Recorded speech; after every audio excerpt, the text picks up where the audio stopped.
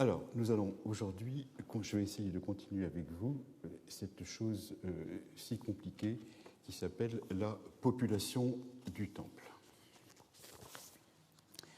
Je vais...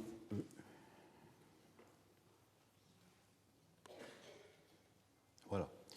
Je vais vous rappeler un petit peu l'essentiel de ce qu'on avait vu la semaine dernière, très rapidement, pour remettre les choses un petit peu en place. Alors, je vous avais dit que le temple, c'est un domaine privilégié de la documentation de l'Est.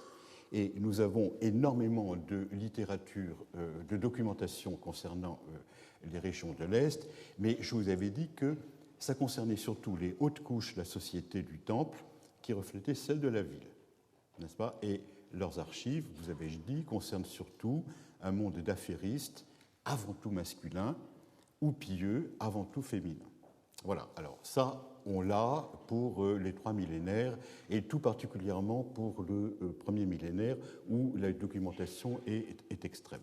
Bon. Et je vous avais montré, d'autre part, alors, ce qu'il en était des temples de Syrie, en vous disant que, par rapport à la grande documentation de l'Est, c'était de tout petits modules. C'est de tout petits modules, et je vous avais montré les textes, un des temples que Charpin avait essayé de retrouver, avec une cour, une entrée et une toute petite cella dans laquelle la divinité devait se trouver, et où on pouvait essayer éventuellement de mettre des choses extrêmement précieuses. Bon, c'était le deuxième point.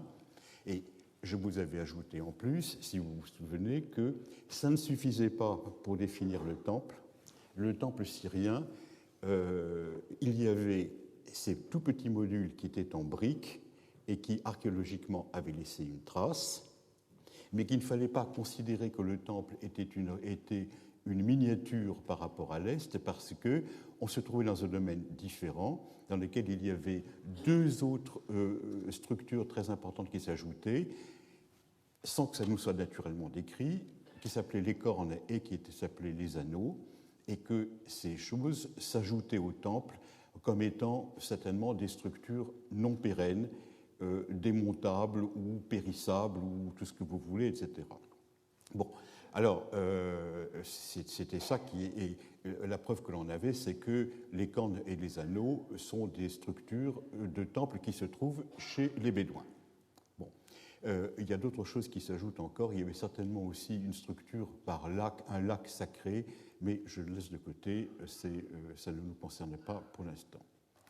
Et dans ce temple, dans ces cornes et dans ces anneaux, il y a des gens qui habitent. On voit éventuellement le roi et la reine qui peuvent y séjourner. Bon, ils sont au milieu de toute une série d'autres personnes. Et c'est cette partie non documentée de la population du temple qui m'intéresse tout particulièrement, parce que c'est parmi ces gens-là que se trouve la prophétie. Les grands dignitaires et les grands propriétaires qui se partagent les bénéfices du temple ne sont pas le milieu dans lequel la prophétie se produit. Ce sont des gens qui transmettent au roi ce qu'ils ont entendu, mais ils ne sont pas eux qui sont générateurs du discours avec la divinité.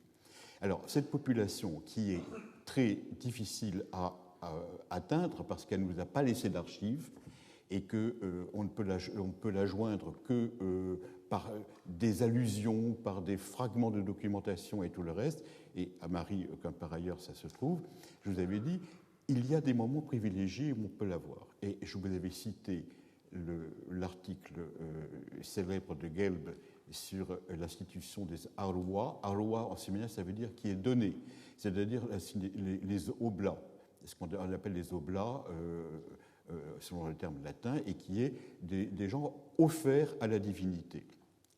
Eh bien, ces gens, d'après ce que Gelb avait étudié, représentent en réalité une véritable cour des miracles. C'est un endroit refuge dans lequel la partie de la population qui ne se sent pas bien dans la ville va spontanément, et quand on veut se débarrasser de quelqu'un, on en fait cadeau au temple. Et The Arwa Institution fait allusion à la fin du IIIe millénaire, tout particulièrement à la troisième dynastie d'Ur. Mais je vous avais dit, c'est quelque chose qui est très intéressant pour nous parce que c'est le moment où les Amorites arrivent. Et manifestement, les Amorites sont en train de s'installer et ce sont des choses qui sont contemporaines de l'installation des Arouans. Le deuxième parti, eh bien, c'est la documentation qui peut nous provenir d'Issine. Alors, Issine, c'est quelque chose qui est postérieur à la troisième dynastie d'Ur. C'est le moment où les Sémites s'installent et où Sumer disparaît. Et je vous avais dit qu'à ce moment-là, nous allions regarder la population des temples et tout particulièrement, on va se focaliser sur un être particulier qui s'appelle l'Asinum. Et cet Asinum est celui qui va nous permettre de mieux comprendre un petit peu quelle est la population qui est autour de la divinité et qui ne fait pas partie des hautes classes du temple. Et je vous avais parlé de son étiologie. Les textes s'accordent à dire soit qu'il est né de la saleté que Enki avait sous les ongles, donc il s'est tiré de cette saleté et à partir de cette matière, il a fabriqué l'Asinum. Il faut toujours qu'il y ait un support physique, n'est-ce pas? L'homme est fait à partir d'un bâton d'argile et à qui on insuffle la vie. Là, le bâton d'argile, il consiste dans la saleté que le dieu Enki, le dieu fabricateur des êtres, s'est retiré de dessous les ongles. Et je vous avais dit, la deuxième étiologie que l'on peut avoir, c'est la malédiction qui est donnée de cet individu par la reine des enfers, et cette définition, elle décrit la façon dont il va vivre dans la cité. Et on voit que c'est un paria, c'est quelqu'un qui n'a pas de chez lui, c'est quelqu'un qui se repose dans les endroits où il y a de l'ombre, mais il ne franchit pas les seuils. Il ne franchit pas les seuils et il s'abreuve d'eau croupie, l'eau des réserves de la cité. Donc on voit tout à fait que c'est quelqu'un qui fait partie de la partie obscure de la population, pour lequel ce qu'on appellerait de nos jours les défavorisés. Et l'Asinum, je vous ai dit, en plus, maintenant on en sait suffisamment pour savoir que c'est un terme étranger. La population n'apparaît pas du tout. L'étymologie n'apparaît pas du tout. Et je vous ai dit, avec un terme étranger, on est automatiquement dans un terme qui reprend d'une façon négative le sens primitif. Et le fait qu'on ne sache pas ce que signifie réellement Asinum dans la langue d'où ça vient, ce sont du Hourite du Nord, ce n'est pas tellement important. Parce que l'étymologie ne rend pas compte toujours de l'emploi du terme. Alors, je vous ai mis l'étymologie de eunuque. À l'heure actuelle, c'est un terme qui est connu de tout le monde. Eunuque, est quelqu'un d'impuissant ou quelqu'un qui n'est pas un homme complet, etc. L'étymologie, c'est euné plus écho, c'est-à-dire celui qui a la garde du lit. C'est-à-dire celui qui protège la partie féminine qui se trouve dans le palais ou dans la maison. De cette étymologie qui sert à dire quel est son rôle dans la maison, et qui correspond d'ailleurs très bien avec la définition de l'eunuque dans la société mésopotamienne ancienne, où c'est le Shah Areshi, c'est-à-dire celui qui s'occupe de la personne même du roi, donc qui a accès au quartier privé du roi et qui par la même occasion est considéré comme inoffensif, d'où son caractère d'eunuque. L'étymologie ne donne pas du tout le sens, n'est-ce pas? Donc Asinum, même si ça fonctionne dans la langue postérieure comme étant un eunuque, il n'est pas obligatoire que son étymologie le signifie. Ça peut signifier purement et simplement quelqu'un qui est un des servants du temple. Quelqu'un qui est employé dans le temple a une tâche particulière et qui ensuite a été spécialisé en une sorte d'eunuque. Donc, que l'étymologie n'apparaisse pas est une chose qui n'est pas tellement dommageable pour l'étude. On peut tout à fait considérer que c'est normal qu'un terme étranger soit dans un registre qui soit négatif. Je vous avais dit d'autre part que les équivalents sumériens étaient surabondants. Ça prouve donc qu'il n'y a pas un équivalent sumérien, mais qu'il y en a plusieurs, et que par la même occasion, chaque fois, c'est un sobriquet qui est donné. Ce n'est pas une traduction, mais c'est un sobriquet. Et je vous avais dit que Pili Pili, par exemple, ou Pil Pil, ça ressemblait tout à fait à des interjections défavorables que l'on pouvait énoncer derrière quelqu'un. C'est une population qui est très souvent représentée par des équivalents à sobriquet. Et le dernier point que j'avais regardé, c'était le champ sémantique acadien. Dans les lexiques acadiens de synonymes, l'asinum, il est rangé avec le fou et avec le frénétique. Hein, le fou, c'est le mouchoum, et le frénétique, c'est le zabou. Et ce qui est tout à fait intéressant, c'est que tous ces gens font des prophéties. Et on retrouve là encore ce milieu extrêmement défavorable pour ce contact direct avec la divinité. Alors, quand les textes vous parlent de l'asinum, eh bien, on sait qu'il se livre à une musique étourdissante, il fait du bruit, mais tout particulièrement avec des instruments. Alors, il a des tambours, il a des flûtes, il a des crécelles, il a tout ce que vous voulez, etc. Et puis, d'autre part, en même temps, ce sont des gens qui se déguisent. Ce sont des gens qui se déguisent. C'est-à-dire qu'ils n'arrivent pas habillés comme tout le monde, ils portent sur eux des habits qui,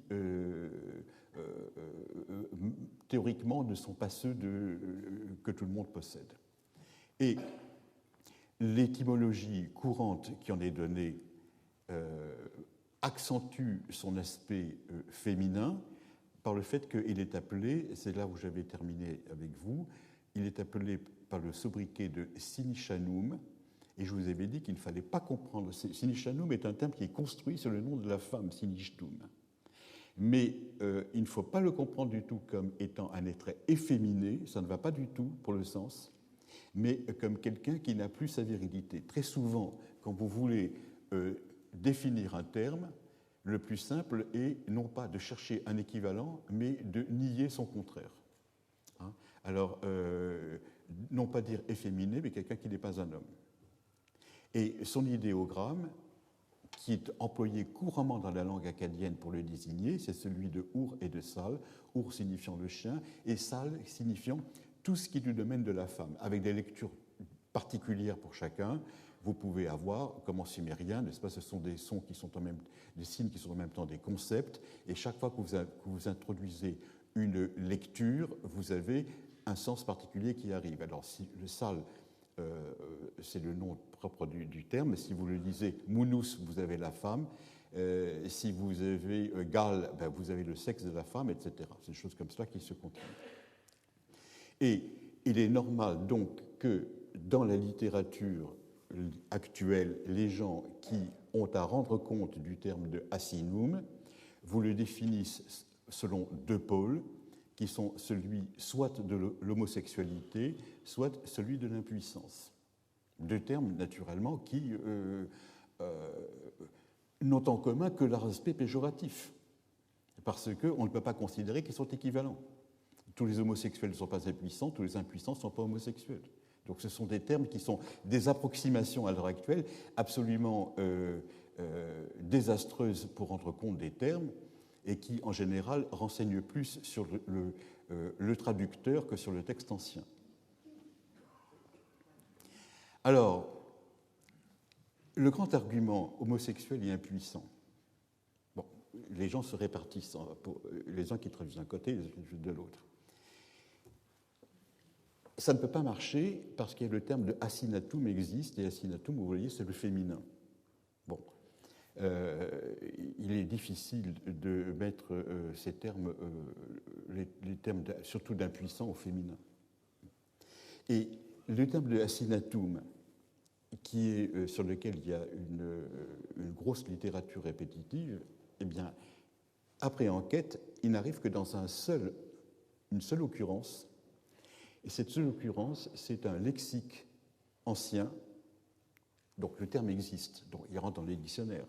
Mais si vous voyez les contextes, il n'y en a qu'un seul, c'est le terme de Ugbabtum égale le terme de Entum, qui égale le terme de Asinatum. Et si vous le prenez à l'envers, vous voyez qu'Asinatum qualifie Antum, qui signifie la grande prêtresse, et Ukbaptum signifie la prêtresse, en règle générale. Bon. Et on se demande comment est-ce que les plus hautes personnalités religieuses féminines peuvent se voir caractérisées d'Asinatum, surtout que, alors en plus, elles ne s'intéressent pas du tout au contact direct avec la divinité, si ce n'est pour lui prier, et elles ne font aucune prophétie. Eh bien, ça c'est quelque chose qui n'a pas été très bien reconnu en assyriologie et qui est une chose extrêmement importante. Il y a au premier millénaire, et c'est celui que nous connaissons le mieux et celui par lequel nous avons commencé l'étude de l'assyriologie, un énorme courant qui est anti-religieux. Et il est bien évident que dans une société où l'idéal est la famille, et tout particulièrement la famille sous l'aspect de la procréation, c'est-à-dire que plus on a d'enfants, mieux c'est. À une époque où, naturellement, il y a une perte humaine absolument énorme. Avoir 10 enfants ne consiste pas à avoir 10 personnes autour de soi. On en regarde 2 ou 3. Donc, effectivement, c'est un aspect de survie, en quelque sorte. Bon. Les gens qui ne rentrent pas dans cette catégorie sont considérés tous comme des déviants ou comme des gens qui sont des marginaux. Et tout particulièrement les prêtresses qui se marient à la divinité et qui, par définition, n'en ont pas d'enfants, sauf cas rarissime dont il vaut mieux ne pas parler. Bon. Ces gens, on leur prête tous les défauts possibles et imaginables et toutes les débauches possibles et imaginables. Et pour comprendre cette littérature anti-religieuse du premier millénaire, c'est extrêmement simple. Il faut se tourner vers la littérature que vous avez en France au XIXe siècle contre les jésuites, au XVIIIe siècle contre les moines, dans lesquels, naturellement, ces gens qui vivent dans des communautés unisexes et qui n'ont pas d'enfants, et qui ne manquent pas de moyens par ailleurs, sont considérés comme des profiteurs et comme des gens qui savent y faire, c'est-à-dire qu'ils se permettent toutes les débauches possibles, mais il n'y en a pas de traces. Et tout particulièrement ces prêtresses qui n'ont pas d'enfants, ce sont des femmes débauchées, mais elles savent comment ne pas avoir d'enfants. Et elles se présentent en quelque sorte comme ne portant pas sur elles-mêmes la marque de la débauche, à une époque, naturellement, où la contraception n'existe pas et où, surtout, ne pas amener un enfant à terme représente un risque absolument considérable. Alors, qu'est-ce que l'on raconte sur ces pauvres femmes? Eh bien, ce que l'on raconte, c'est que la grande prêtresse, on dit que c'est une personne qui pratique naturellement, qui a une sexualité débridée, pour lequel on emploie un terme technique, si vous me permettez, qui est le terme de shurhum. Le terme de shurhum vient du substantif shurhum, qui signifie les fesses ou l'anus, bien sûr. C'est-à-dire qu'on considère qu'en tournant le dos au problème, si j'ose dire, elle peut se permettre tout ce qu'elle veut, mais elle n'a pas d'enfant. Voilà. Et c'est à partir de cela que, naturellement, on vous fabrique Ukbaptum égale Antum. Alors, Antum, c'est le terme archaïque, Ukbaptum, c'est le terme vivant. On vous dit, toutes les deux, c'est des Asinatum. Ce sont des femmes qui pratiquent, à ce moment-là, une façon de faire l'amour qui leur permet de ne pas avoir d'enfants. Et il est bien évident que toute cette littérature du premier millénaire est quelque chose qui est fabriqué. De la même façon qu'au XVIIIe siècle, toute la littérature anti-religieuse est extrêmement intéressante pour voir les questions des mentalités, mais on ne peut pas, à partir de cette littérature anti-religieuse, déclarer que tous les monastères et tous les cloîtres sont des endroits de turpitude et de folie sexuelle. Bon.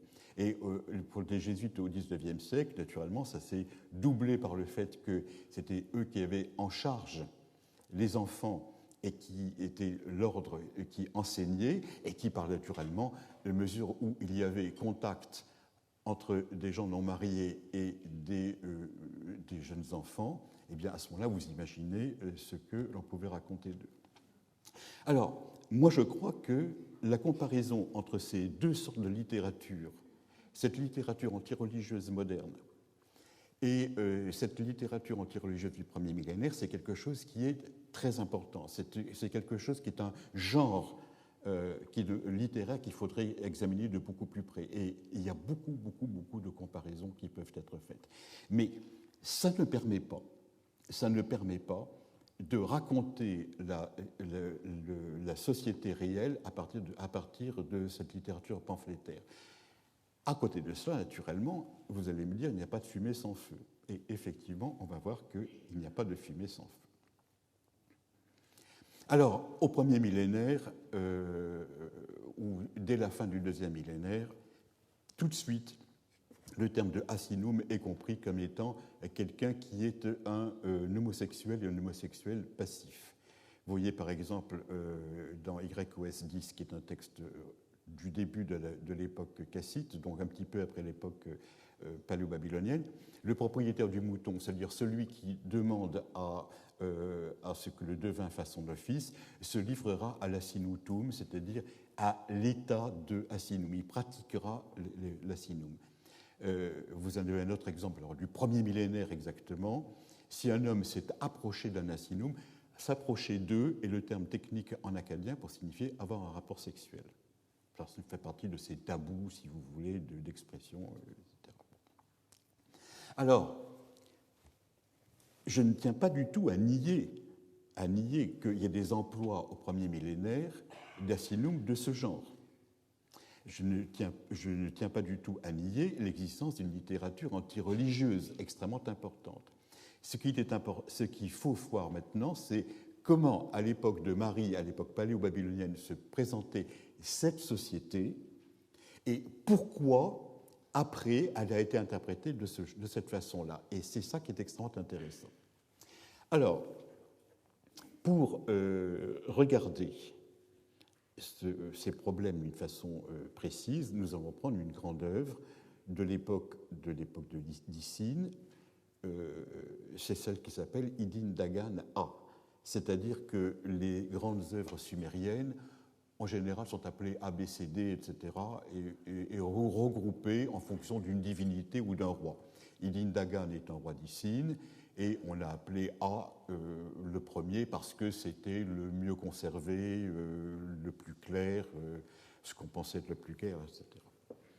Quel est le sens de Idin Dagan A? Eh bien, c'est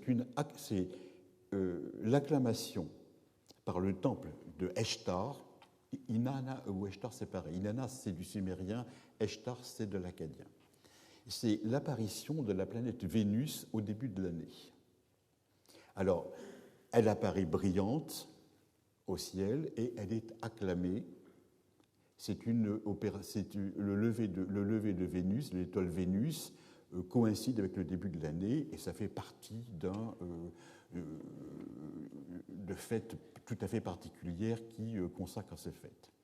Et secondairement, ce texte qui chante l'apparition de la déesse Eshtar, c'est-à-dire la planète Vénus, au début de l'année, a été récupéré dans le culte du mariage sacré.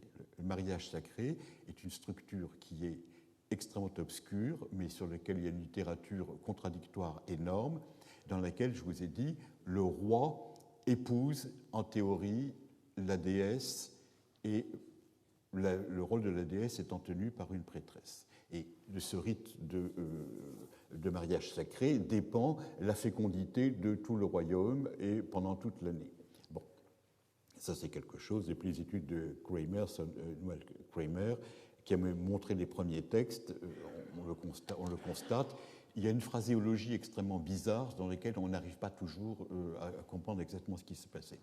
Mais Idin Dagan A est manifestement un texte d'acclamation de la déesse par le personnel du temple, auquel on a secondairement ajouté un rite de mariage sacré. Alors ça, c'est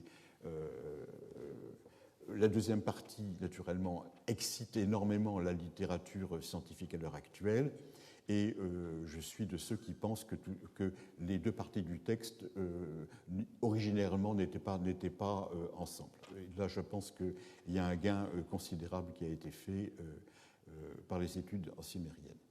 Alors, comment étudier un texte sumérien? Eh bien, on a la chance qu'à l'heure actuelle, un de nos collègues sumérologues nous a donné une édition de ce texte. Et les savants sont moutonniers, ils ont des textes édités dans l'ancien temps qu'ils vont voir, sur lesquels ils répètent toujours les mêmes choses. Et dans un texte sumérien, l'essentiel, ce n'est pas tellement d'arriver à le comprendre, c'est d'établir le texte, parce que c'est de l'établissement du texte que secondairement, la compréhension va venir.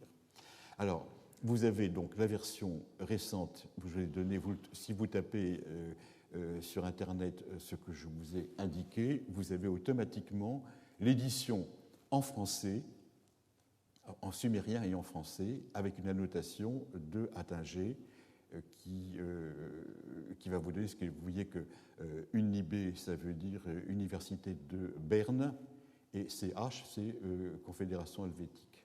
Donc c'est assez facile à se souvenir. Sinon, si vous voulez voir qui est le bien de tout le monde, vous tapez ETCSL, et là vous avez accès à ce moment-là à toute la littérature sumérienne disponible dans des éditions composites, avec des textes qui sont très souvent des non-textes, et avec des traductions qui dépendent de ces non-textes. Alors, il est bien évident que l'édition donnée par Attinger à l'heure actuelle est une réaction violente contre la Bible des sumérologues qui est ETCSL.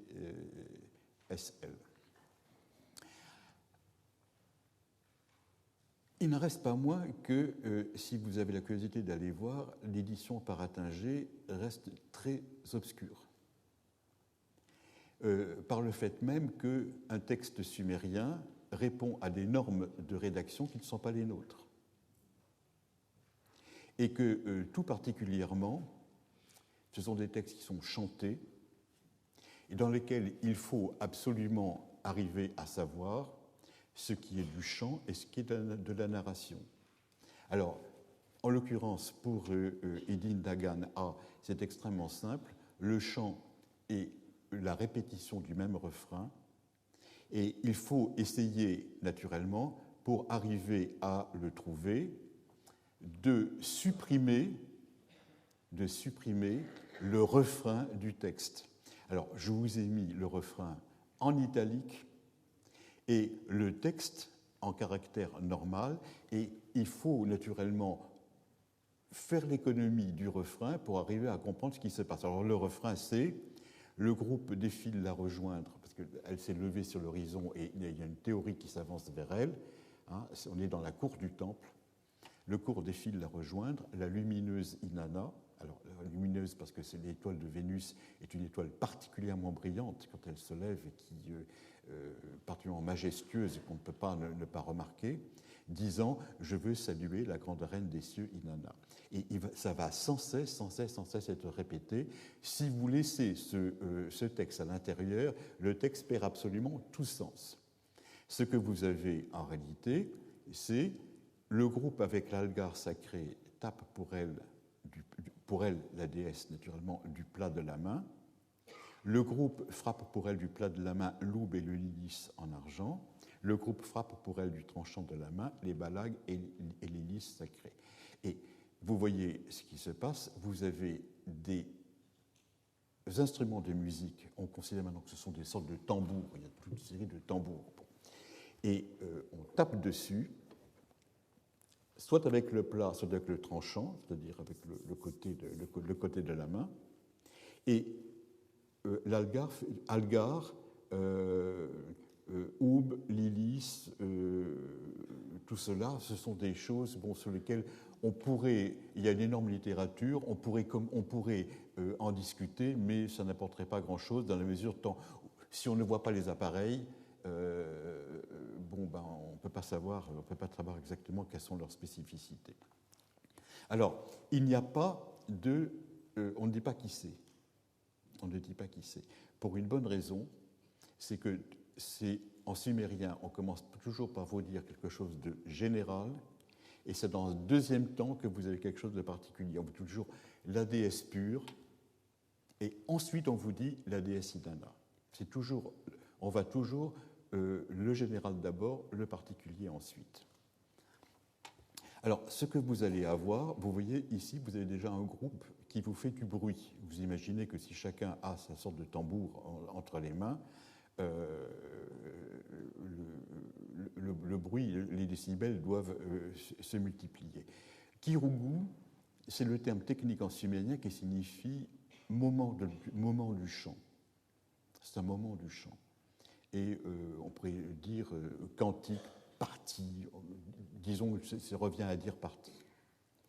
Des vers 35 à 43. Le premier, de 1 à 34, c'est l'annonce de l'apparition de la déesse. Alors, ces gens qui ne sont pas dénommés dans le troisième Kirugu, ce sont ceux qui vont être appelés ensuite de façon spécifique dans le texte par Sag-Ursag. Et ce sont ceux-là qui sont les Asinu. Sag-Ursag est une des façons de dire Asinu à l'époque. Et alors, voici le quatrième Kirugu. Les Sag-Ursag se sont coiffés pour elle. Ils ont bariolé pour elle les chignons avec des rubans. Sur leur corps se trouve le corps de la divinité. Hommes vertueux et reines, chefs et doyennes des nobles, ils ont mis de côté la quenouille qui file les rations de laine, le ceinturon force de la bataille est saint, le bois qui porte au loin force de la bataille se trouve dans leurs mains. Vous voyez que le texte n'est pas d'une clarté absolue. Et il faut naturellement le reprendre pour essayer de le comprendre. Si vous ajoutez le refrain au milieu, alors plus personne ne comprend rien à ce moment-là. Bon, vous voyez comment il se présente. Ce sont des gens qui portent les cheveux longs, se sont coiffés pour elle, ils ont bariolé pour elle les chignons avec des rubans. Ce sont des gens qui portent des cheveux longs, qui les ont noués derrière la tête en chignon avec des sortes de cadogans, et qui se sont mis des rubans qui pendent derrière. Ce sont des choses qui, naturellement, dans la mode sumérienne, paraît un petit peu bizarre, ou la mode acadienne de la même façon. Donc les gens, quand ils se promènent comme ça dans la ville, sont certainement des gens qui sont remarqués. Bon.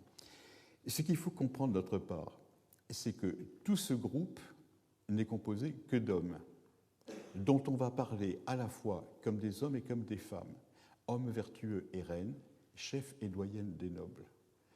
Ce n'est pas le roi et la reine qui interviennent dedans, tout ça ce sont les mêmes, ce sont des catholiques des Sag-Ursag, ils représentent une partie de la population du temple, parmi lesquels ils ont un roi et une reine. Ils ont des vieux et des vieilles, des gens anciens et des anciennes, n'est-ce pas? Bon. Et le vers 53, ils ont mis de côté la quenouille qui file les rations de laine. C'est un vers qui montre que les occupations de ces gens sont en même temps des occupations féminines. Un homme ne touche jamais une quenouille. La quenouille est ce que l'on appelle l'arme de la femme. Bon. Alors, si vous regardez ce vers 53, eh ben, c'est un vers qui a été taboué. Parce qu'un homme, dire d'un homme qu'il portait la quenouille, et qui s'occupait d'une quenouille, ça veut dire, c'est comme si on parlait à l'heure actuelle d'hommes qui tricotent. C'est quelque chose qui n'est pas honorable. On me dirait, quel est le scandale? Eh bien, le scandale, c'est que la version que vous avez dans certains textes, c'est non plus la quenouille, mais ils ont mis de côté le balag, c'est-à-dire le tambour qui cause l'apaisement. Et je vous en donner un exemple, c'est-à-dire que chaque fois, on a truqué le terme sumérien pour un autre. C'est-à-dire que Gishbala, qui signifie la quenouille, a été transformé en Gishbalag, qui signifie l'instrument de musique. Alors, il est tout à fait c'est extrêmement intéressant que dans la littérature, vous ayez des parties qui soient transmises avec un sens qui est taboué. Parce que toute cette littérature que nous avons, ce ne sont pas des littératures de bibliothèque, ce sont des bibliothèques, ce sont des littératures d'étudiants et de jeunes étudiants. Et il est évident que, manifestement, pour quelqu'un qui lit la littérature à cette époque-là, le vers tel qu'il est donné ici, ils ont mis de côté la quenouille qui file les rations de laine, identifie tellement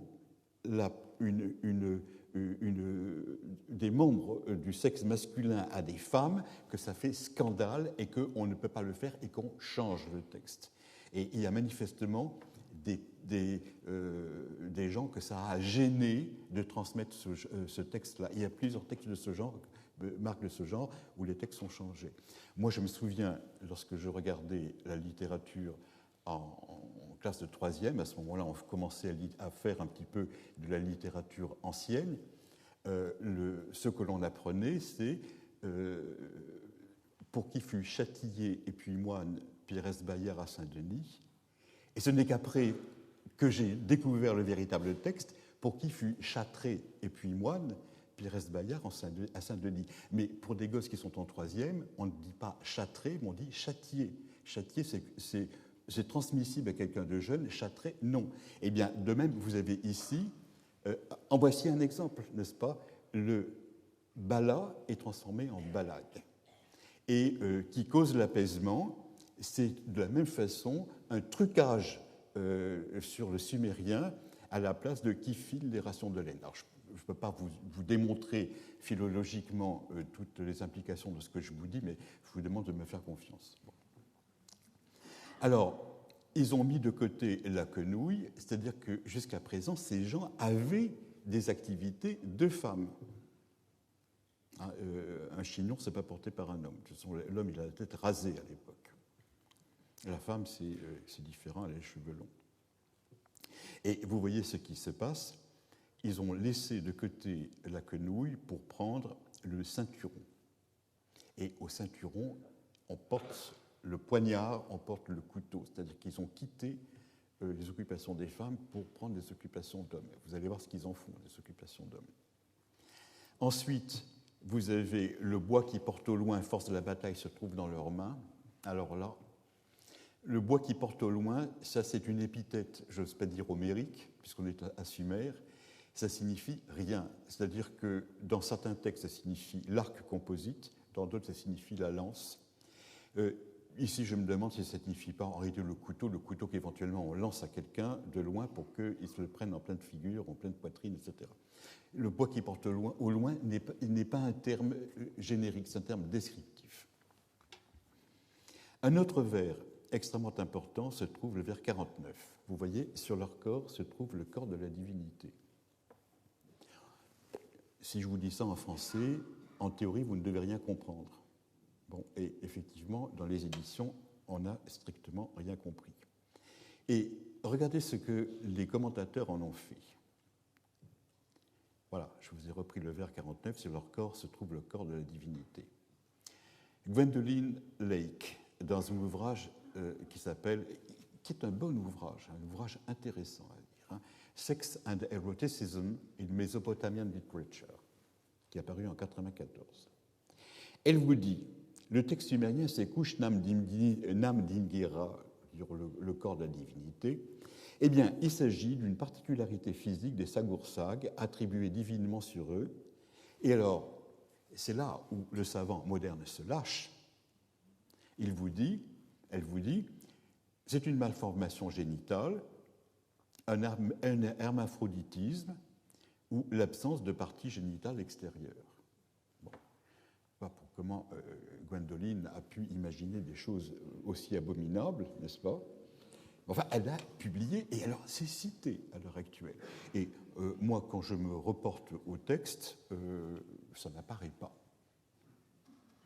Bah, on aimerait un peu plus de concret pour dire des horreurs de ce genre. Ça remonte à quoi? Ça remonte à Gelb, où je dis tout à l'heure, où Gelb vous dit, dès que quelqu'un est un réprouvé ou quelqu'un qui a des choses à cacher, hop, on l'envoie au temple. Alors, par définition, comme vous avez ici la suite logique avec les gens du temple, eh ben, vous avez toujours quelqu'un qui, on aurait préféré que ce soit un savant allemand barbu, n'est-ce pas, qui dise ça. Bon. Pas du tout. Ça a été... alors, les gens vous disent, sur leur corps se trouve le corps de la divinité, il faudrait quand même donner un sens. Moi, je pense qu'il y a un sens. Je pense qu'il y a un sens. Ils ont peut-être des malformations génitales, je n'en sais rien. J'espère que non. Peut-être pour s'ils ont non, pourquoi pas.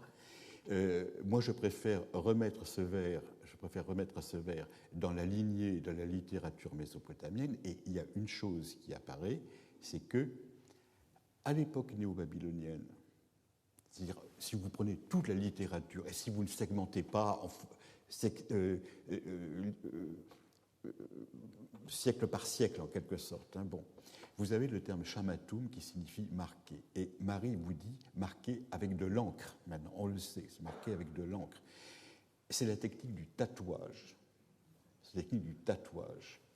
Et ce qui est caractéristique de l'époque néo-babylonienne à Uruk, c'est qu'on vous dit ils sont tatoués avec une marque en étoile.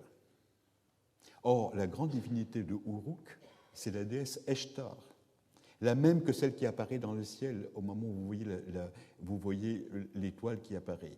Et vous avez l'expression qui vient toujours, Ina Shindu Parzili Shabeltisha Uruk, c'est porteur du tatouage fait au moyen de l'objet en fer et qui représente l'étoile de la dame d'Uruk. C'est-à-dire que les gens qui appartiennent à la population du temple ont un tatouage précis qui leur est fait, et alors peut-être au fer rouge, je ne sais pas, ou bien tatoué avec de l'encre, avec des pointes pour faire entrer, etc.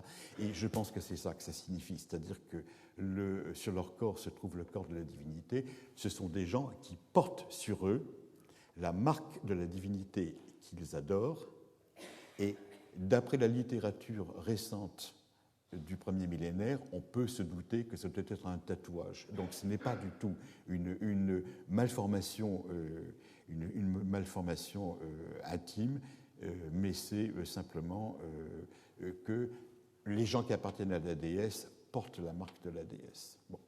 Alors, c'est peut-être réducteur ce que je vous propose, mais je ferai l'économie de toutes ces horreurs qui sont énumérées comme cela. Le cinquième Kirugu. Alors, ça va aller en s'accélérant. Chez ceux qui sont du côté droit, alors, c'est-à-dire ceux qui s'avancent vers la déesse, hein, bon, ceux qui sont du côté droit, le groupe est revêtu d'un habit masculin. Chez ceux qui sont du côté gauche, vrai, le groupe a mis bas l'habit. Il se défie à la corde à sauter faite de fils multicolores. Ce qui est intéressant, c'est que le groupe est scindé en deux parties. Ceux qui sont du côté droit sont revêtus d'un habit masculin, c'est normal, ce sont des hommes. Ceux qui sont du côté gauche, ils ont mis bas l'habit, il faut comprendre, ils se trouvent nus. Alors, c'est quoi comme habit? Bon, j'aimerais bien savoir quelle est la différence entre un habit masculin et un habit féminin. Hein.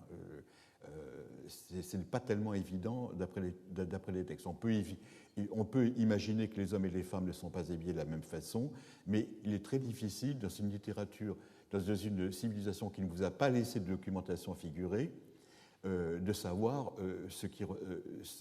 comment sérier les choses les unes par rapport aux autres. Bon. Mais là, le texte est extrêmement simple. Ceux qui sont du côté droit sont revêtus d'un habit masculin. Ceux qui sont d'un habit gauche ont mis bas l'habit. C'est une correction qui vient de l'édition de Attinger. Jusqu'à présent, l'édition courante était ceux qui sont du côté droit sont habillés d'un habit masculin, ceux qui sont du côté gauche sont habillés d'un habit féminin. La véritable traduction étant, sur leur partie droite, ils sont habillés comme des hommes, et sur la partie gauche, ils sont habillés comme des femmes. Alors là, on demande un dessin. Ceux qui traduisent comme ça, on leur demande comment faites-vous pour avoir un habit qui, du côté gauche, est masculin, du côté droit, est féminin. Bon, il faudrait le voir. La traduction que je vous donne est grammaticalement bien meilleure. Ceux qui sont du côté droit et ceux qui sont du côté gauche. Qu'est-ce qu'ils font? Ils se défient à la corde à sauter faite de fils multicolores. Il est bien évident que le récit n'est pas continu.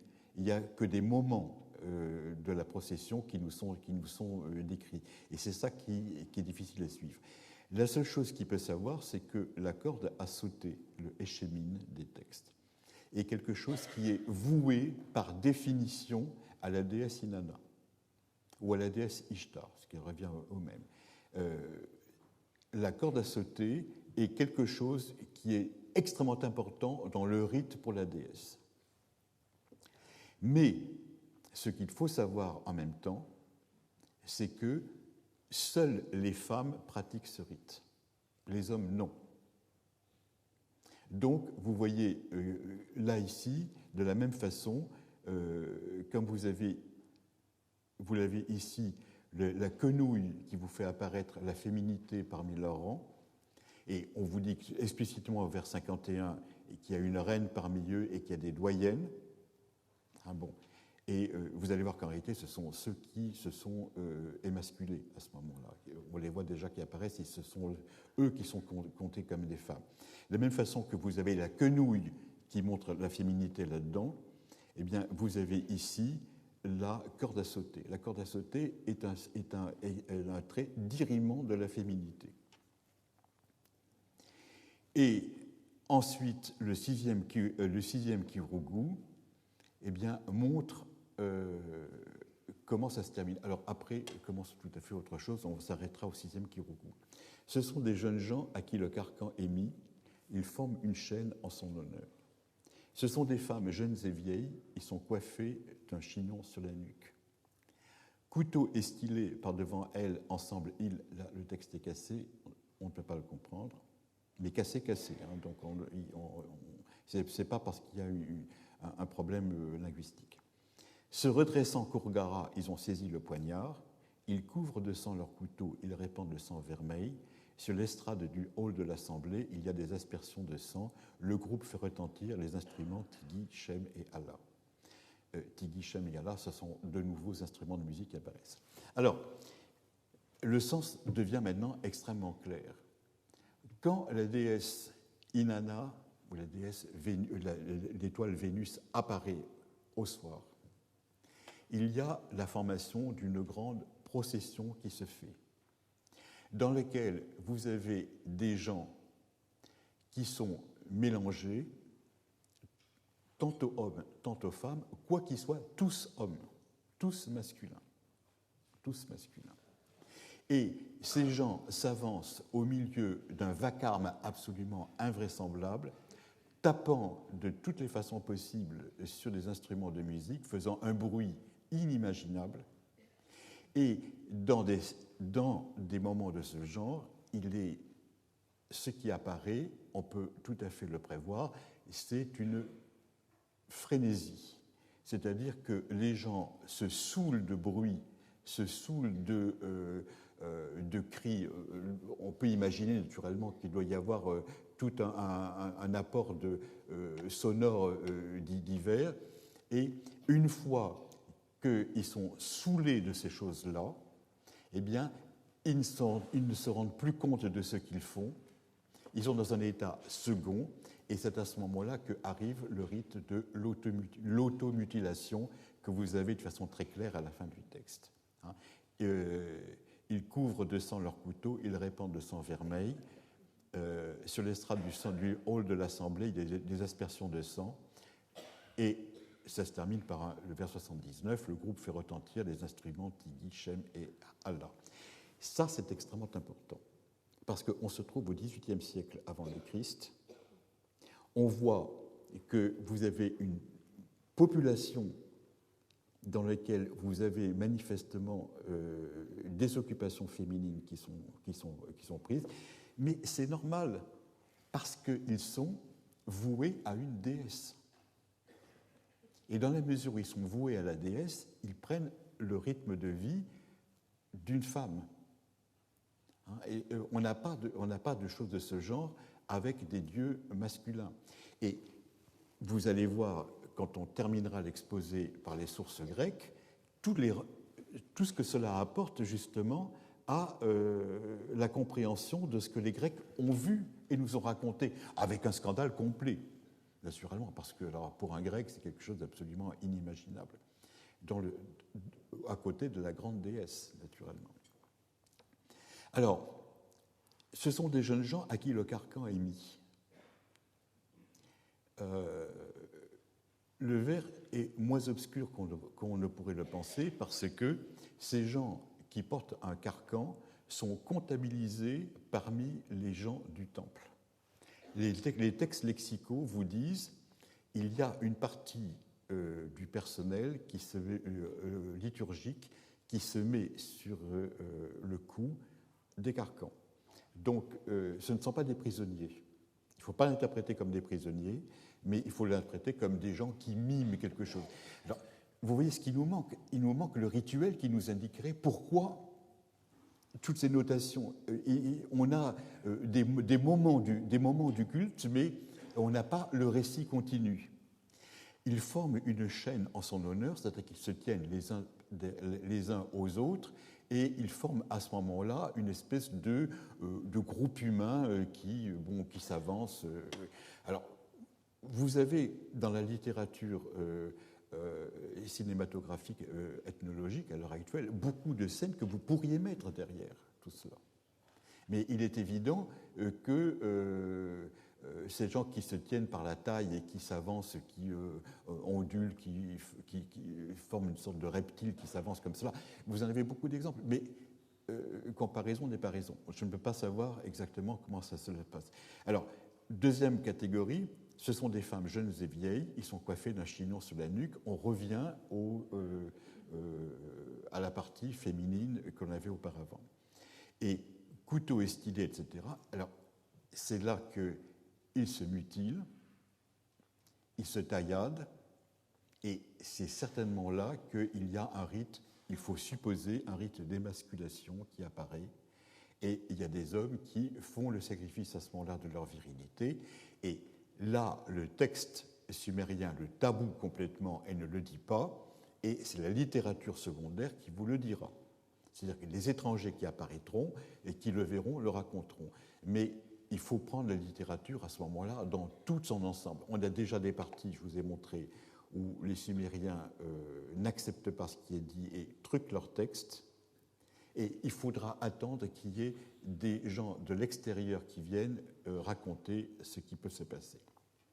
Alors, moi je pense que dans une société de ce genre, il est bien évident que pour l'extérieur, c'est scandaleux. Vous avez des gens qui se conduisent en hommes et en femmes, vous avez des gens qui se mutilent, vous avez des gens qui poussent des cris, qui hurlent, etc., qui sont des asociaux. Les gens normaux qui voient ça à côté, les bons pères de famille, les bonnes mères de famille, considèrent que ce n'est pas un spectacle à donner à tout le monde. Et il est évident que après, vous imaginez ce que l'on peut raconter sur tous ces gens. C'est de là que vient naturellement toute la littérature anti-religieuse qui va faire florès aux autres époques. Et cela est évident si vous prenez un texte du premier millénaire, comme le poème de Héra, au chant 4, on vous dit, alors, la ville est pillée et on emmène tous les gens. Et parmi le temple, ils enlèvent de l'Eana. L'Eana, c'est le grand temple de l'Ishtar, justement. Ils enlèvent du grand temple d'Ishtar le Kourgarou et la Sinou. dont Ishtar, pour édifier les gens, a changé la virilité en passivité, porteur de coutelas, porteur de rasoirs, de canifs et de silex taillés, qui se fient au bon plaisir d'Ishtar. Et c'est là que vous avez le thème de l'émasculation qui apparaît dans la littérature, mais qui apparaît naturellement d'une façon voilée, hein, à changer la virilité en passivité, porteur de coutelas, porteur de rasoirs, etc.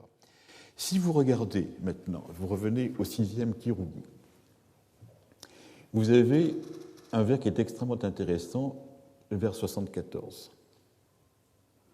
Vous avez vu que ces gens qui sont uniquement des hommes, on les traite d'hommes ou de femmes jeunes ou de femmes anciennes, choses de ce genre, etc. Bon. On commence par dire que ce sont des sagursag. C'est la façon normale d'appeler la Sinoum. Au vers 74, ces gens qui forment des processions, ces processions qui se compliquent par le fait que les gens se mettent des choses sur la tête, se prennent par le cou ou par la taille, etc., forment des chenilles humaines ou des serpents humains, comme vous voulez, etc. Tout d'un coup, apparaît la caractéristique de Kurgara. Et quand vous avez dans les textes du premier millénaire, vous avez l'impression que vous avez deux catégories. Vous avez la catégorie de l'Assinu d'un côté et la catégorie du Kurgaru de l'autre. Et en réalité, si vous lisez ce texte, vous vous rendez compte que le Kurgaru, ce n'est jamais, ou le Kurgara, ce n'est jamais que un Assinu qui, à un moment de la procession, devient un Kurgaru. C'est-à-dire que ensuite, vous avez deux statuts opposés, l'Assinu qui n'est pas devenu le Kurgara et le Kurgara qui est un ancien Assinu devenu Kurgara. Vous l'avez ici par ce redressant Kurgara, ils ont saisi le poignard. Et je pense que ce vers signifie d'une façon extrêmement précise que lorsque l'Assinu, ivre de bruit, ayant perdu conscience de l'endroit où il se trouvait dans un état second, s'automutile, répand son sang, c'est à ce moment-là qu'il devient un Kurgara. Et vous avez une population qui est extrêmement unie, et vous avez différents moments pour lesquels les gens gardent leur intégrité physique ou s'automutilent. Et à ce moment-là, ils deviennent le Kurgaru. Et quand on regarde après les autres textes, il n'y a pas différentes sortes, n'est-ce pas? Il y a simplement quelqu'un qui assume différents rôles. Et bon, une fois qu'il s'est automutilé, à ce moment-là, naturellement, il est définitivement un Kurgaru. Donc, il ne faut pas considérer qu'il y a deux sortes de prêtres différents. C'est un qui s'est assumé complètement et qui est devenu quelque chose d'autre. Alors, si vous voulez faire des comparaisons, eh bien, vous regardez ce qui se passe pour les hijras aux Indes. Je ne sais pas si ça vous dit grand-chose, mais c'est une partie de la population des Indes, on trouve plus d'1 milliard d'habitants, on peut trouver n'importe qui, n'importe quoi, n'importe où, n'est-ce pas? Bon.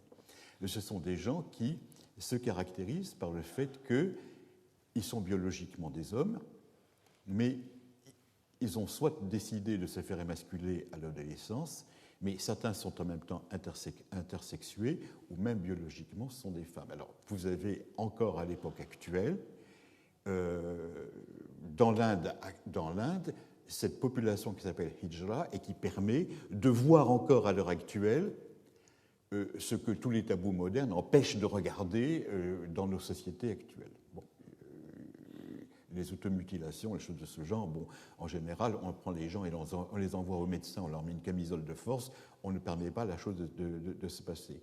Mais ça se présente là. Alors, qu'est-ce qui se passe? Eh bien, c'est une grande tradition historique de l'Inde, encore actuelle, qui se passe dans un lieu précis, qui est Kuvagam, alors au sud de Madras, qui est rattaché par son affabulation au grand texte du Mahabharata, parce qu'ils prétendent qu'ils sont en train de...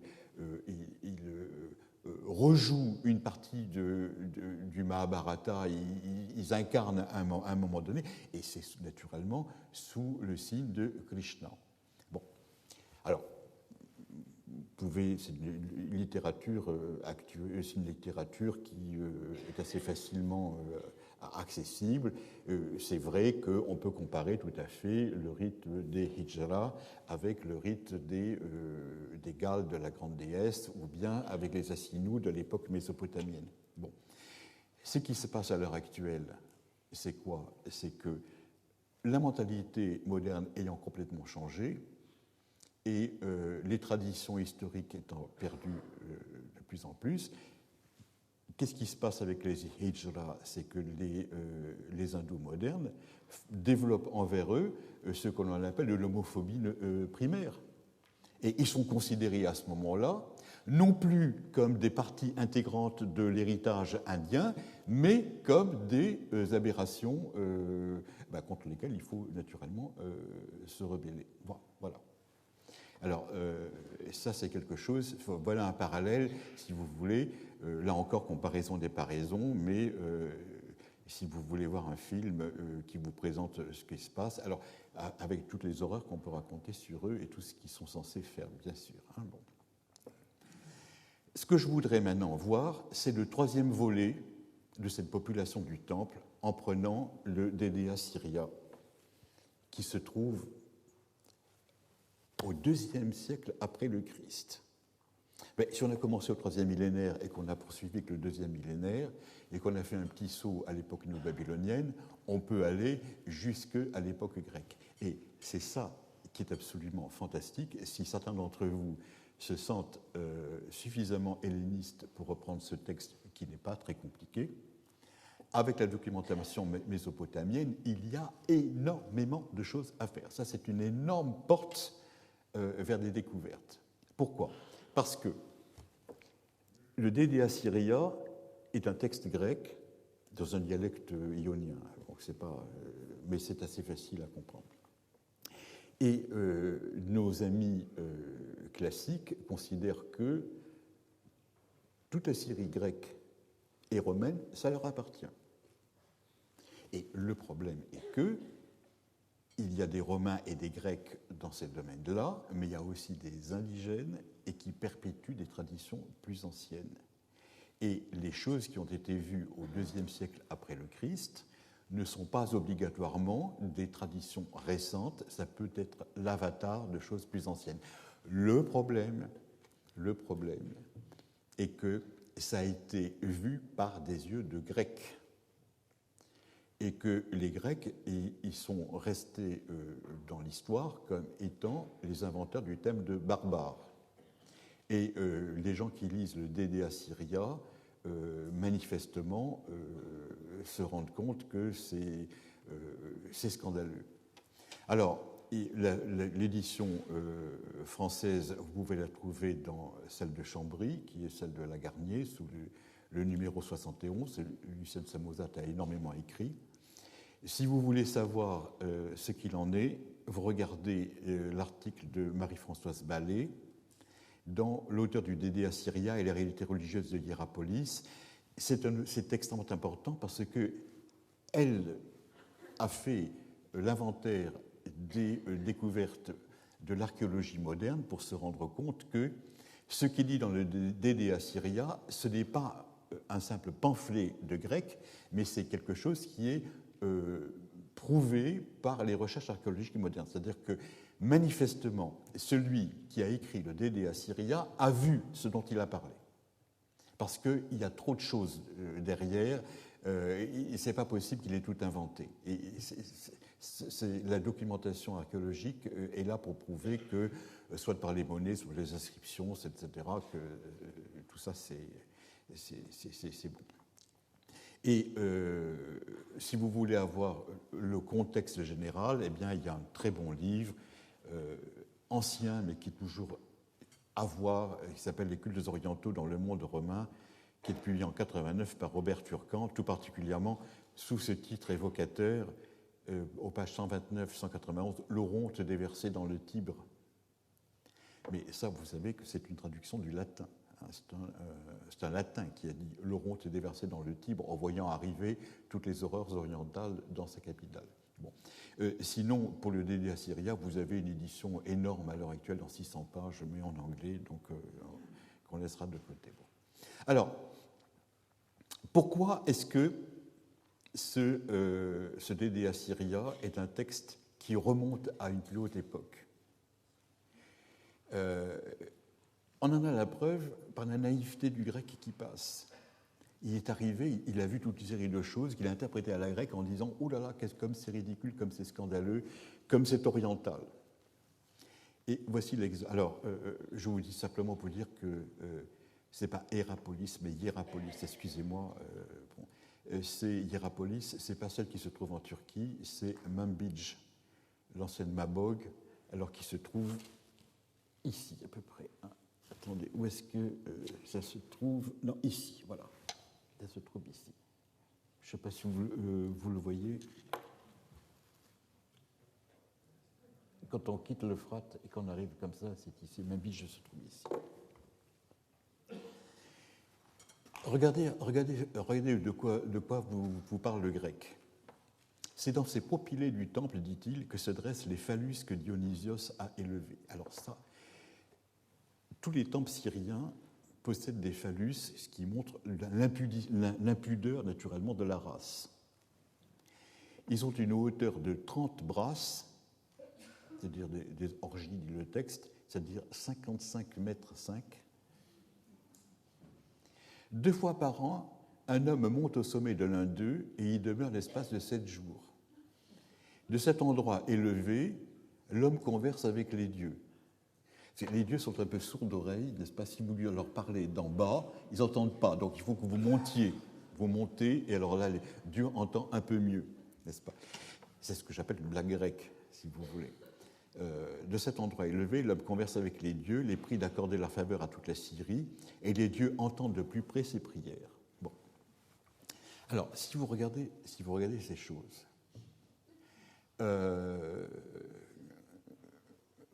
pour un helléniste, bon, il va vous le traduire, la traduction de Chambry, elle est bonne, on n'échange rien. Bon. Ces phallus, c'est extrêmement simple, ce sont les bétiles que vous trouvez dans tous les temples. Parce que, à l'époque ancienne, on ne considère pas que la divinité est adorée au moyen de statues, mais au moyen de pierres levées. Alors c'est normal que vous ayez le culte des phallus dans tous les temples, parce que chaque divinité est représentée par une pierre levée.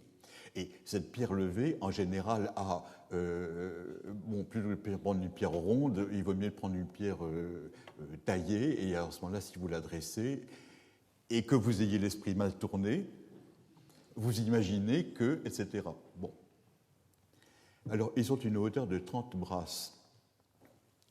C'est une correction du texte, hein, parce que je vous ai mis un point d'exclamation, et si vous allez voir le texte grec, vous en avez 300. Dieu entend mieux. Bon. 2 fois par an, un homme monte au sommet de l'un d'eux et il demeure l'espace de 7 jours. Les 7 jours, on les a déjà vus. On les a déjà vus pour les parties adventistes du temple. Vous vous souvenez, on y reste pendant 7 jours. Or, on sait que dans les temples syriens, il y a des parties qui s'appellent les bétiles. Et un texte de ce genre pourrait très bien indiquer que ces parties adventistes qui signifient les anneaux ou les choses comme ça que je vous ai montrées, bon, c'était peut-être les endroits où se trouvaient les pierres levées qui permettaient le culte et les différentes représentations de la divinité dans un monde où la statue n'existe pas encore. Bon. Mais vous voyez comment il réagit. 2 fois par an, un homme monte au sommet de l'un d'eux et il parle à la divinité. Au IIe siècle après le Christ, ces bétiles qui ne sont plus compris sont immédiatement interprétés par un voyageur grec comme étant des endroits où un stylite peut se montrer. Vous savez, il y a toute une série, je ne sais pas si vous êtes allé à Saint-Siméon en Syrie, si vous êtes passé, vous avez le résultat, alors qui est haut comme ça, de la colonne sur lequel Saint Siméon a passé 49 ans ou 49 siècles, je ne sais plus, à dialoguer avec Dieu pendant que tout le monde lui apportait quelque chose. C'est un endroit de pèlerinage célèbre en Syrie. Les gens y vont en famille, pique-niquer tout autour. Et il y a une magnifique église tout autour, etc. Bon. C'est l'époque où il y a des gens qui se mettent sur des colonnes et du haut de la colonne haranguent la foule, qui leur apporte à manger et qui leur demande des conseils, etc. Et on a réinterprété la technique des bétiles comme étant les prodromes des stylites qui se multiplient à cette époque-là. Bon. Les dieux babyloniens, en général, ils s'entendent très bien quand on leur parle à voix basse, n'est-ce pas? Donc, c'est pas la peine de monter là-haut. Mais ce qui est intéressant, c'est de savoir si déjà à cette époque, localement, eh bien, il n'y avait pas la réinterprétation par des stylites de ce style des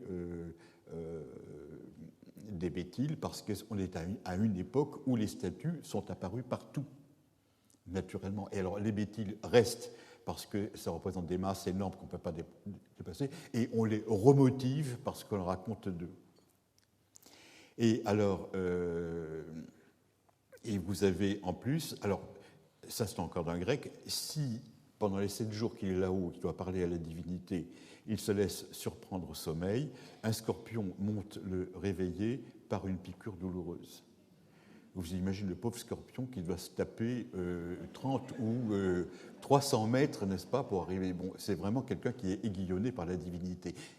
Mais là encore, une deuxième partie de ce que je vous ai montré, la partie adventiste, s'appelle les cornes.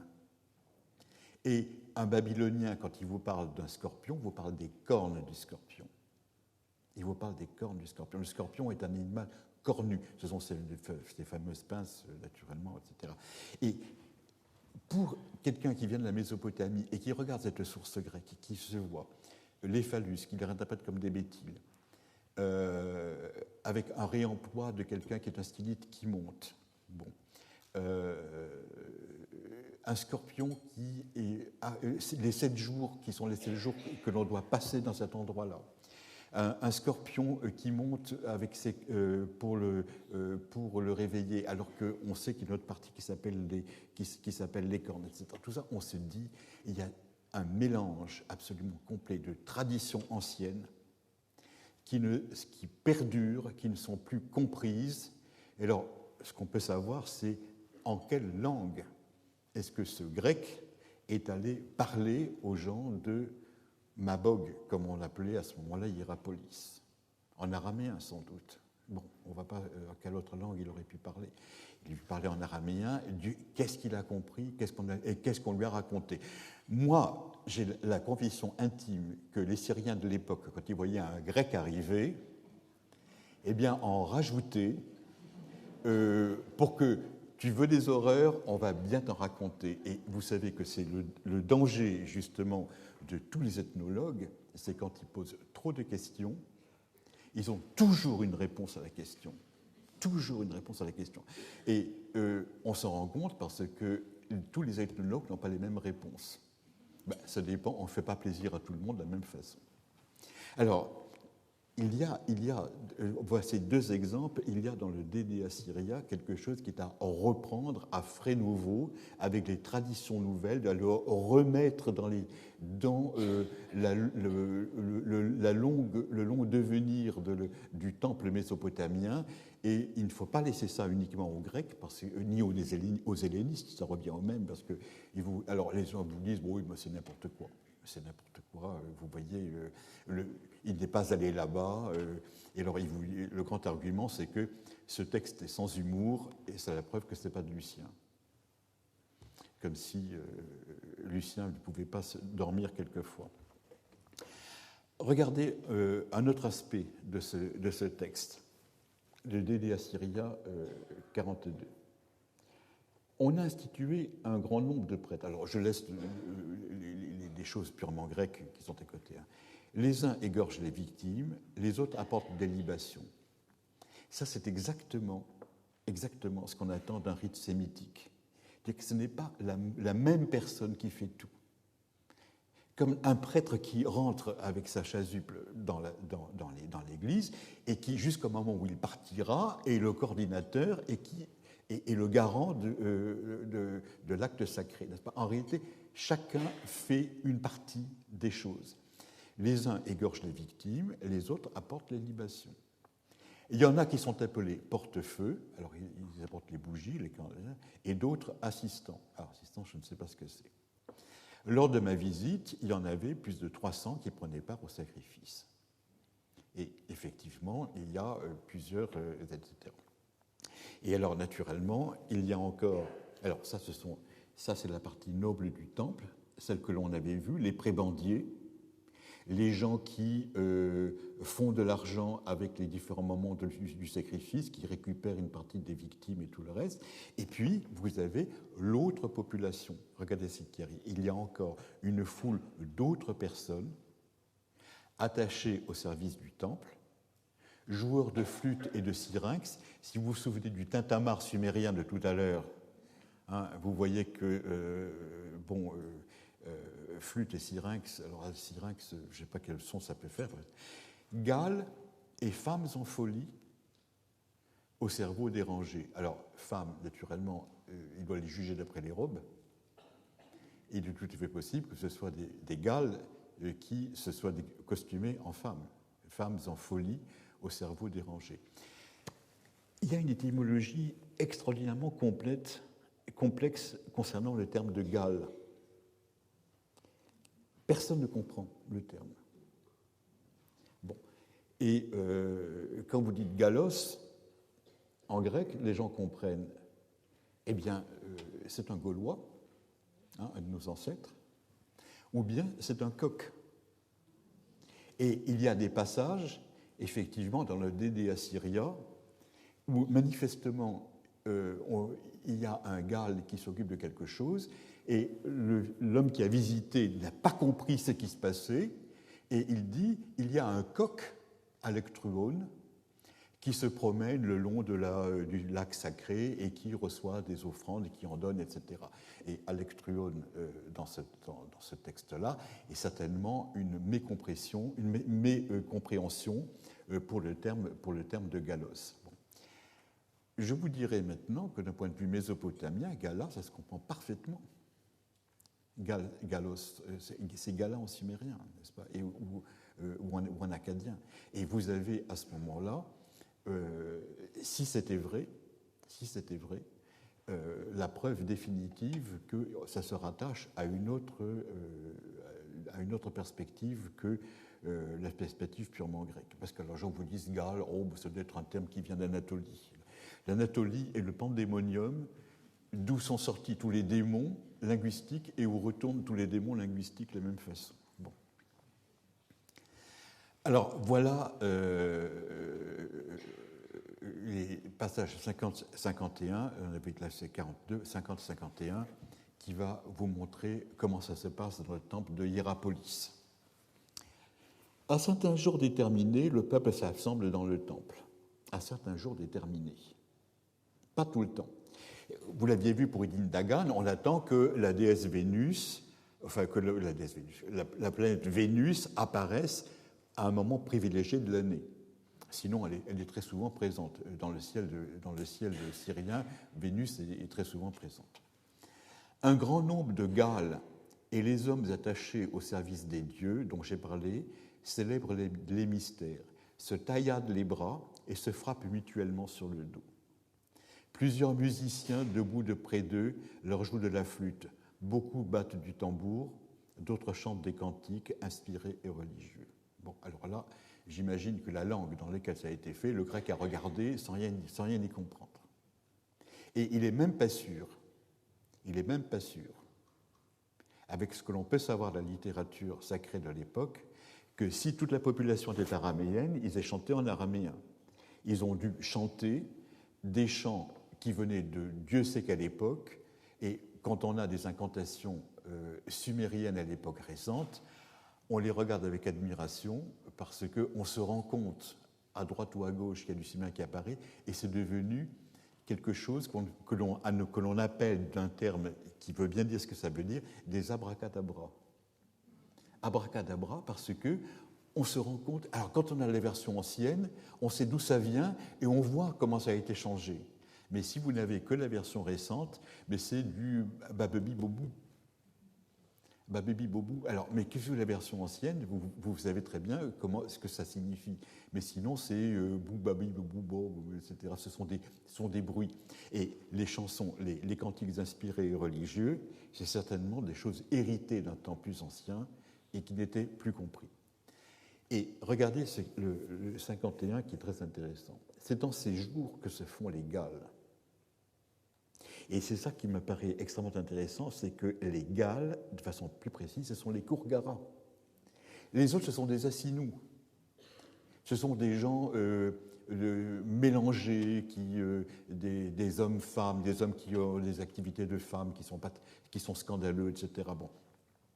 Mais c'est en ces jours que se font les Galles. Lorsque l'on joue de la flûte et qu'on célèbre les orgies, la fureur, c'est ce que je parlais de frénésie, la fureur se communique à un grand nombre d'assistants. Et beaucoup d'hommes qui étaient venus pour voir, ça c'est la folie contagieuse, des hommes qui étaient venus pour voir, se livrent aux actes que je vais dire. Le jeune homme qui se décide à être Galle jette bas ses habits, ses vêtements. Vous vous souvenez tout à l'heure, il y en avait une partie qui était habillée comme des hommes et les autres qui avaient mis bas l'habit. Bon.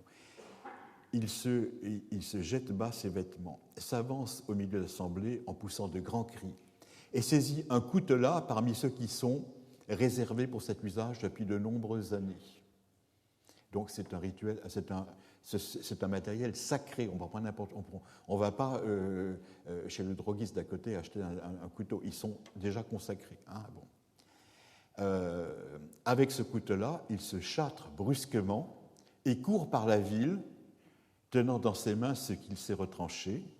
La maison où il va le jeter lui fournira une robe de femme et tout ce qui sert à la parure du sexe. Et quand vous avez ce texte, vous voyez enfin apparaître, à côté du grand hymne de Idin Dagan A, où vous avez des moments rituels qui sont exprimés dans une langue châtillée et relativement élégante, qui est le sumérien liturgique, vous avez ici le spectateur qui vous raconte ce qui se passe. Et c'est la différence qu'il y a entre les différents moments du rituel et le récit du rituel. Mais si vous avez simplement les têtes de chapitre, vous suppliez comme vous le pouvez. Et moi, je pense que tous ces textes sont à mettre ensemble, parce qu'ils ont tous en commun le fait qu'ils ont une grande déesse à côté. Vous avez le bruit, vous avez la fureur, vous avez l'ivresse, l'automutilation, tout ça qui arrive. Souvenez-vous de ce que je vous ai dit tout à fait au début à propos des rites concernant Dumuzi. Les gens vous disent « Oh, ça part de Sumer et ça arrive via Marie, ça arrive jusqu'à la Phénicie. » Non, pas du tout. Ce sont des rites qui sont pan-syriens et qui apparaissent à des moments différents de la littérature. Ce sont des moments de la documentation qu'il faut compléter tous les uns par les autres. Alors, il est bien évident que vous n'allez pas sortir du texte de Lucien le commentaire précis de ce qui se passe à Issine à l'époque sumérienne, mais d'une façon globale et générale, oui, vous pouvez voir en gros comment les choses se passent. Et vous retrouvez cette mentalité orientale qui a tellement choqué les gens qui venaient d'ailleurs et qui l'ont constaté. Alors, naturellement, tout ça s'est passé après du côté de l'Occident. Ils sont arrivés en Grèce et ils sont arrivés après à Rome. Et vous avez, lorsque l'Oronte se déverse dans le Tibre. Ça, c'est quelque chose d'absolument scandaleux. C'est sous le signe du scandale. Alors, l'autre chose que nous regardons, ça, c'est un texte, comme il est humoristique, est attribué à Lucien. Le changement de Lucien en âne, c'est un ouvrage qui est extrêmement drôle. Si vous ne l'avez jamais lu, je vous engage très vivement à le lire, au moins pour le plaisir. Hein. Vous avez le même public.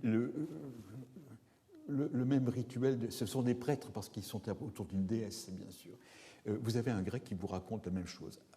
Il est transformé en âne. Alors le malheureux, il porte naturellement la déesse et les sacs. Hein. Après avoir paré la déesse, ils, ce sont les prêtres, les crapules, n'est-ce pas, la mirent sur mon dos. Bon, c'est l'âne qui parle. Puis nous sortîmes de la ville et parcourûmes la campagne. Quand nous arrivions dans un village, moi qui portais la déesse, je m'arrêtais. Alors ça, c'est les gens qui vont de ville en ville et qui c'est tout à fait l'époque récente parce qu'ils quittent leur temple et ils vont se faire voir ailleurs, hein, ils vont faire de l'argent ailleurs.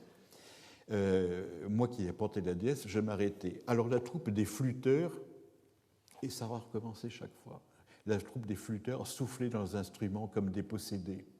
Et les prêtres jetant leurs mitres à terre. Ça veut dire qu'il y a une influence qui vient du côté de l'Iran. Ce sont des gens qui sont devenus plus orientaux que les orientaux. Mais leurs mitres, c'est le terme employé par les Grecs, il faut savoir comment ils appelaient ça en babylonien. Enfin, en sémitique, peut-être qu'on retrouverait des termes connus chez nous. Mais c'est intéressant que le grec les comprend comme des Iraniens à ce moment-là. Hein. Jetant leurs mitres à terre, relevant et tordant leur tête sur leurs épaules, se faisaient des coupures au bras avec des épées et, sortant leur langue entre leurs dents, ils se la tailladaient aussi, de sorte qu'en un instant, tout était plein de sang frais. Et vous retrouvez alors, à ce moment-là, la même scène que vous avez du côté de Idin Dagan A. Quand ils s'étaient ainsi tailladés, ils recueillaient parmi les spectateurs qui les entouraient des oboles et des drachmes. Bon, il faut bien faire vivre le clergé et la déesse. Hein. Bon. Je considère que des oboles et des drachmes en échange de se taillader, c'est quand même assez agréable de ne pas faire ça pour rien. Bon, voilà donc, si vous voulez, 3 sources qui nous montrent à peu près le déroulement d'une certaine idéologie dans un temple autour de la déesse. Bon. Nous revenons à Marie maintenant, et c'est là que nous allons voir ce que c'est que les assis nous à Marie, parce qu'on les a nous aussi. Et on va voir. Et on va voir que c'est un asocial, qu'il est marginalisé et qu'il fait groupe avec des fous et avec le prophète chic qui est Lapilum et Lapiltum.